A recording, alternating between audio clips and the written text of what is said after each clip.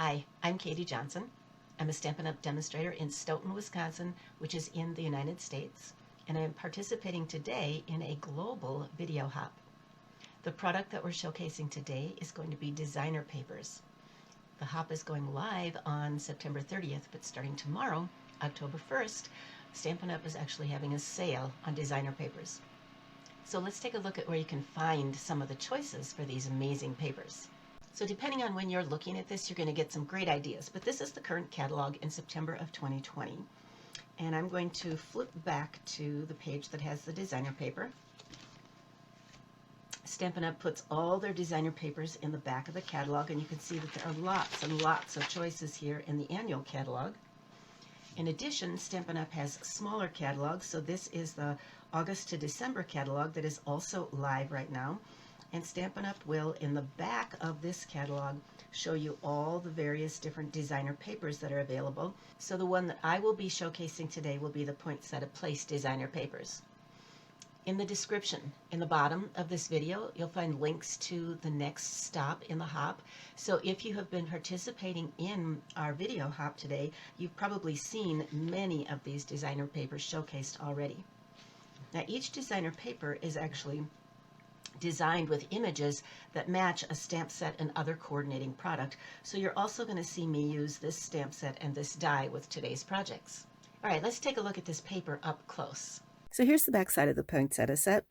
This makes a lovely little filigree set. We've got the pine boughs. You've got another just generic geometric background. Ooh, look at this, a wood grain. We love the wood grain looks. Pine boughs, and then you've got some over here, just winter berries and leaves. Let's flip it over and look at the other side. On the other side, you've got some larger images that are more to the point of the stamp set that it coordinates with. So you've got this green background with poinsettias. You've got the pine boughs and the pine cones, a holly pattern. You've got a winter berry pattern, and then you have two different poinsettia designs. I hope you can see the difference on here. This one has much more of the greenery in it, and this one focuses on the flowers, and the flowers are a little bit bigger. So let's take just a minute to look at the designs that are in the designer paper and compare that with the stamp set that it coordinates with. This is the Poinsettia Petals stamp set. And you can see that it's got some holly looking leaves in it, as well as some pine boughs up here, and different sizes of the leaves that would layer for a poinsettia flower, as well as this image down here that is a complete image with all of the petals. Now let's take a look at the dies for just a moment. This is my much used die set, but I want to take off this die right here, which is a framelit that would be used to frame this flower. And I want to take off this die, which is also a framelit and would be used to cut out this berry shape right here. We're going to set those aside for just a moment. I'm going to speak briefly about these. These are two-step dies. You've heard of two-step stamp sets. This is a two-step die. So in other words, this framelit is designed to frame and cut out the leaf. However, this embossing die is designed to fit inside here. You run them through the machine at the same time, and it's going to emboss and cut at the same time. All right, let me let you see that in a little more detail. So I've die cut all of the parts, and you can see right up here the embossing that's on that leaf. You can see something similar down here with the embossing that's on the petals for the poinsettia. So I haven't put these away yet, because whenever you have a framelit that's designed to cut out a stamped image, and then you have matching papers, there's always the suspicion that the framelit will also work on the designer paper. So look here. It's not going to work with all of the flowers on the paper, but it does work with some of the flowers on the paper. So you can actually use this framelit to cut out some of the larger flowers from this paper, and you can also use this framelit to die cut some of the berries from this paper. Just one more fun thing about the way that Stampin' Up! Coordinates their product, and this doesn't work with just the poinsettia paper. Think about this with any of your Stampin' Up! Papers. Whenever it coordinates with a stamp set and there is a framelit that goes with the stamp set, then check out the papers. The project I'm going to show you today is called a one sheet wonder. We're going to focus on one of the patterns, this one with the pine boughs and the pine boughs on one side and the pine cones on the other side. And we're going to use this sheet of paper, and with the one sheet wonder, we're going to use up the whole sheet.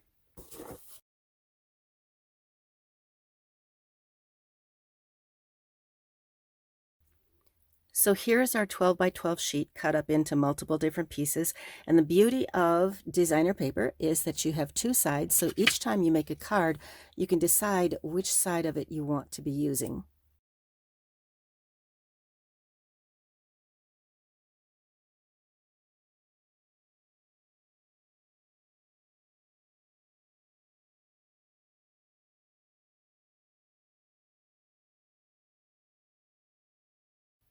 I'm going to have that much waste.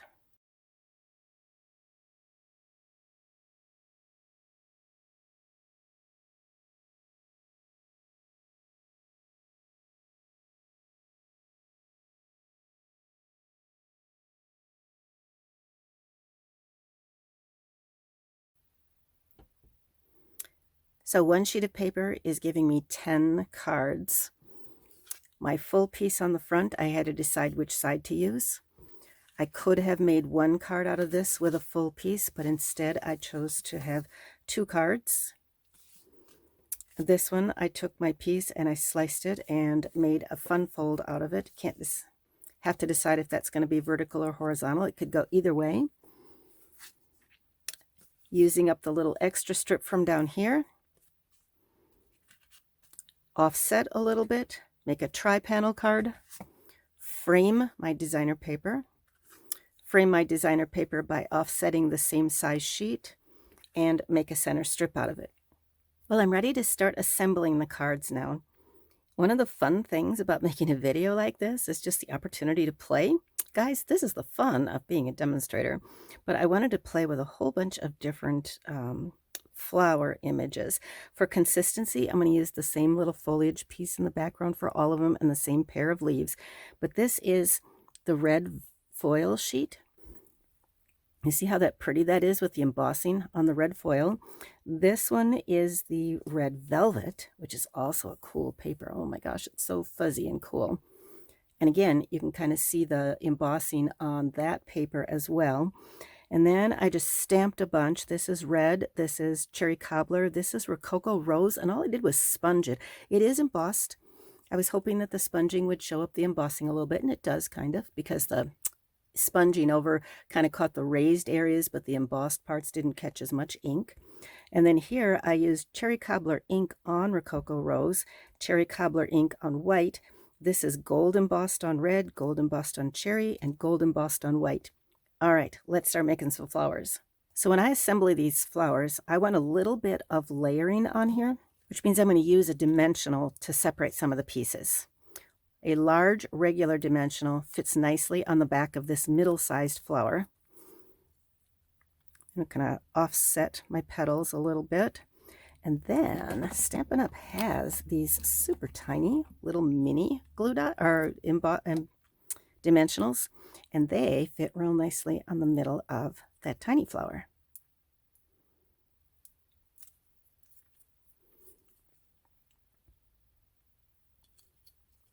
So now you get lots of gorgeous layering on here. And then we want to fit some leaves and some foliage behind. I'll just generally take my tape and I'll put a little bit of tape on the front of this piece, because then I can decide where I want it to peek through on the back side. So now I've got a long ways flower image that can go on the front of one of those cards. Now another way to pretty things up is to put a little bit of gold trim behind it, and because there's gold embossing on this flower, I am going to add some gold trim to this. If you're interested in getting some gold trim, that is in the Stampin' Up! Catalog. It's on page 31 of the August to December catalog. It's right here as part of the Wonder of the Season ribbon combo pack.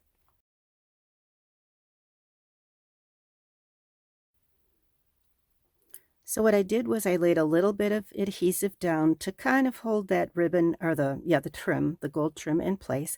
And then I'm going to come back and just lay some Scotch tape on it to hold it firmly in place before I mount it on the card.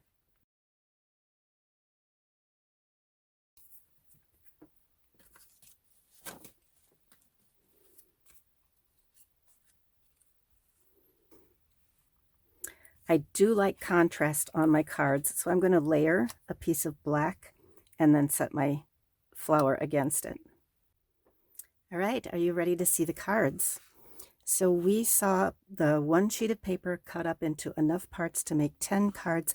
I actually have 11 in my stack here to show you. So this is number 1. This was the full sheet of designer paper just used as the background. These were the second cut that gave me 2 diagonal pieces. So there's card number 2 and card number 3. And you can see I decided to use both sides of the paper.